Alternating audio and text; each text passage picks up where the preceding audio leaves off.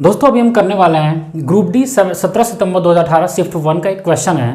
कह रहा है कि विपरीत दिशाओं से आने वाली दो ट्रेनें जिनकी लंबाई 152.5 मीटर और 157.5 मीटर है 9.3 सेकंड में एक दूसरे को पार करती है, तब प्रत्येक घंटे दोनों ट्रेनों की संयुक्त गति क्या होगी। मतलब आपको कह रहा है यहाँ पे कि दो ट्रेनें आ रही है, दोनों ऑपोजिट डायरेक्शन से आ रही है।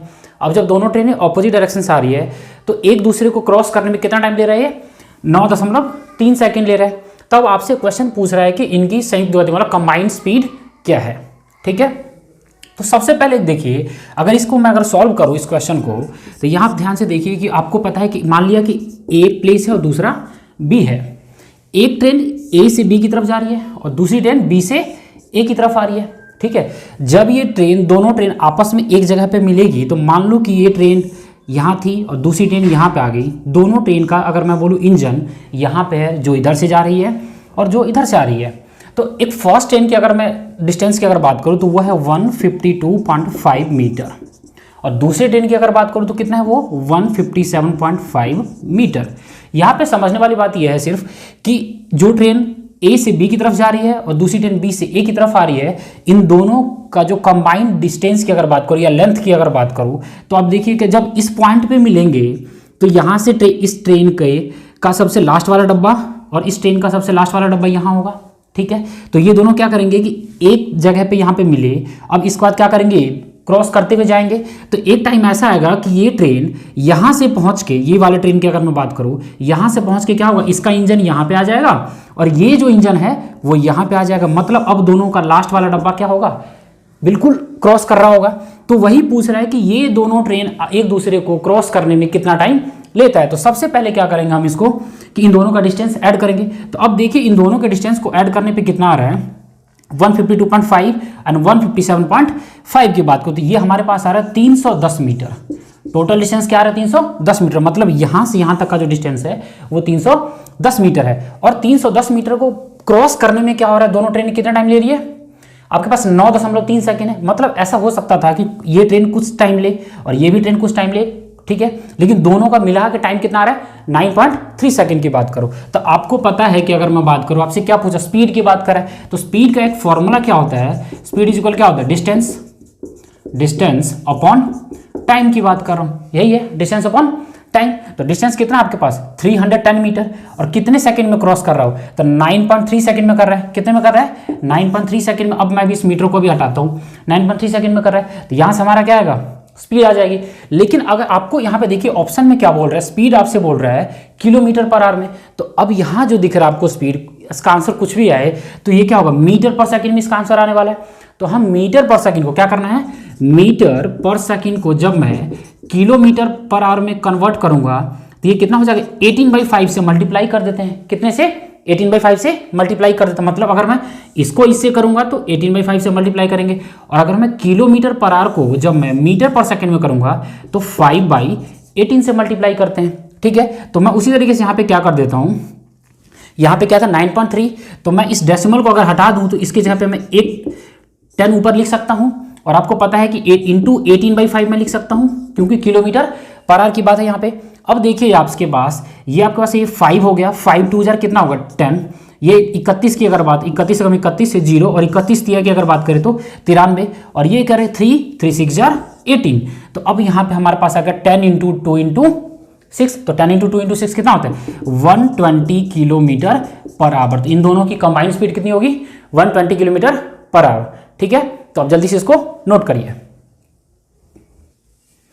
दोस्तों सेकंड क्वेश्चन क्या कह रहा है कि उस त्रिभुज का क्षेत्रफल क्या है जिसमें शीर्ष निर्देशांक 1 2 -4, -3 और 4, 1 है। मतलब आपसे यहाँ पे कह रहा है कि इनके कोऑर्डिनेट्स जो हैं, इंग्लिश मीडियम के बच्चे की अगर बात करूँ तो 1 2 -4 -3 एंड 4 1 है और हमें पूछ रहा है कि इसका क्षेत्रफल क्या, मतलब एरिया फाइंड करने के लिए बोल रहे हैं। तो अब आप देखिए कि जैसे आपको एक ट्राइंगल दे रहा है यहाँ पे और ट्राइंगल के कोऑर्डिनेट्स दिए हुए हैं। एक कोऑर्डिनेट्स कितना दिया हुआ है 1, 2, मैं -4, -3 कर सकता हूँ और 4, 1 दिया हुआ इनके कोऑर्डिनेट्स। और पूछ रहा है कि भाई इसका क्या निकालो, आप एरिया फाइंड करो। तो आपने कोऑर्डिनेट ज्योमेट्री जब पढ़ा होगा तो इसका एक फॉर्मूला है एरिया ऑफ ट्राइंगल निकालने का। अगर आपको कोऑर्डिनेट्स दिए हुए हैं तो। और अगर आपको नहीं पता तो मैं आपको जरूर बता देता हूँ अभी। तो इसका एरिया निकालने का फॉर्मूला क्या होता है, एरिया ऑफ ट्राइंगल की अगर बात करें, किसकी बात करें, ये सेकंड नंबर क्वेश्चन का सॉल्यूशन है। एरिया ऑफ ट्राइंगल की अगर बात करें तो ये होता है 1/2 into x1 into y2 minus y3 plus x2 into y3 minus y1 plus x3 into y1 minus y2। अब आपको ये समझ नहीं आ रहा होगा कि x1 y2 y3 क्या है, ठीक है। तो आप अपने मन से क्या करो कि ये जो कोऑर्डिनेट्स दिए हुए हैं a b c की बात कर रहा हूँ, इन कोऑर्डिनेट्स को अपने मन से मान लो, इसको x1, इसको y1, इसको मैं मान लेता हूँ x2, इसको मान लेता हूँ y2 और इसको मान लेता हूँ x3 और इसको y3। क्योंकि किसी भी पॉइंट का जो ये कोऑर्डिनेट है तो वहाँ x और y सेटिस्फाई कर रहा है अपने आप को। तो यहाँ पे अगर 3 कोऑर्डिनेट है तो आप तीनों जगह x और y तो नहीं लिख सकते हो, तो आपको लिखना क्या है, x1 y1, x2 y2 और x3 y3 की बात करो। अब यहाँ पे फॉर्मूला याद करने के लिए बोल रहा हूँ, अगर आपको फॉर्मूला याद नहीं तो समझो कैसे करना है कि मैंने यहाँ पे क्या किया कि x1 था, यहाँ पे आपको ध्यान रखना है कि ब्रैकेट के बाहर हमेशा x वाला ही कोऑर्डिनेट आएगा और ब्रैकेट के अंदर क्या होगा, y वाला कोऑर्डिनेट आएगा। तो मैंने यहाँ पे क्या किया, x1 किया तो 1 के बाद क्या रहा, 2 और उसके बाद 3, तो x1 into y2 minus y3। अब इसके बाद मैंने x2 किया तो 2 के बाद क्या आता है, 3। जैसे देखिए 1 2 3, तो x1 लिया तो इसके बाद क्या होगा, y2 माइनस y3। जब मैंने x2 लिया तो 2 के बाद क्या आता है, 3 और फिर 3 के बाद यहाँ से स्टार्ट करें तो 1, तो वही होगा कि x2 into y3 minus y1 और x3 into y1 minus y2। मैं इसको सिर्फ एक्सप्लेन इसलिए कर रहा था कि कुछ ऐसे भी स्टूडेंट होंगे जो पहली बार ये वीडियो देख रहे होंगे तो उनको एक अच्छे से समझ में आ जाए। अब मैं क्या करता हूँ, इन कोऑर्डिनेट को यहाँ पे पुट कर रहा हूँ, तो 1/2 इंटू x1 की वैल्यू अगर बात करें तो आपको पता है 1 इंटू -3, हाँ -3 -1 हो जाएगा, -3 -1 प्लस x2 की अगर बात करूँ तो -4 इंटू 1 -2 और प्लस x3 की अगर बात करूँ तो 4 इंटू 2 -3 हो गया।